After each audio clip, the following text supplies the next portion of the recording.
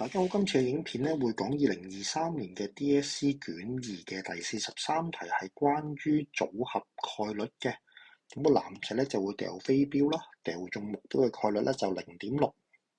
咁跟住咧呢個男仔會掉4次，咁咧求佢至少掉中2次嘅概率。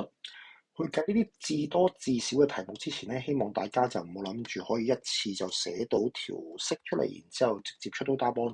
咁希望大家咧都數下有幾多個 possible outcome，有幾多個可能性嘅結果出嚟啦。然之後咧就數下有幾多個 favorable outcome咧，然之後先去列式計數啦。咁所以咧，而家我哋會做嘅就係數下有幾多個 possible outcome 啦。咁 possible outcome 咧就會係佢掉4次咧，就4次都掉中。咁個 H 咧就代表 hit 啦，就即係掉中啦。咁 4H0M 咧就代表掉中4次，咁0次咧就係掉唔中嘅。咁然之後咧，跟住咧就 3H1M 代表咧3次掉中，1次唔中。2H2M 就係2次掉中，2次掉唔中。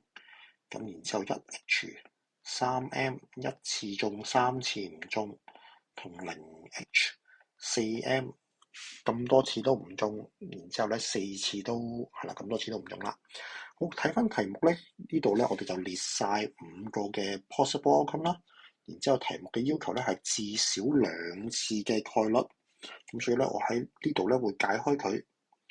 上面嗰3個咧係題目嘅要求啦，我哋會叫做 favorable outcome，因為咧都係至少掉中2次啦。然之後下邊嗰2個咧就唔係 favorable outcome啦。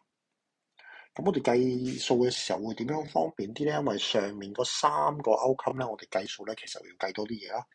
然之後下邊呢2個 outcome 啦，咁我哋用1減下邊綠色框住嗰2個 outcome咧，我哋計數嘅時候咧，計數嘅嘢咧就會少啲啦。咁所以跟住咧，我會做嘅就會1減2個嘅概率，咁就會係1個 hit 3個 miss 嘅概率啦，1次掉中3次掉唔中，同埋4次都 miss 嘅概率。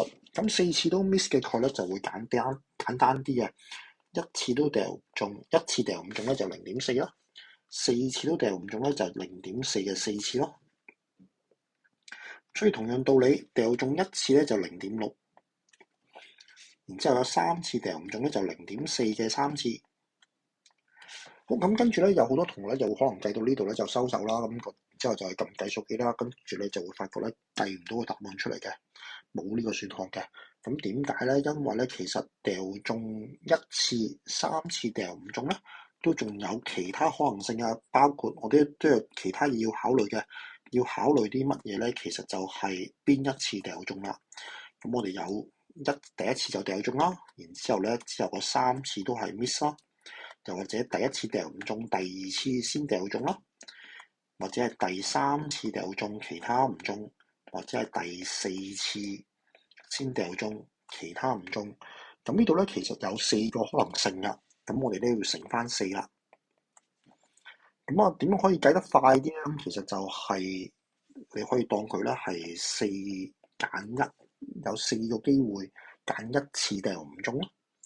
咁所以咧呢個咧就會計到呢個答案咧係0.828，答案揀 C 啦。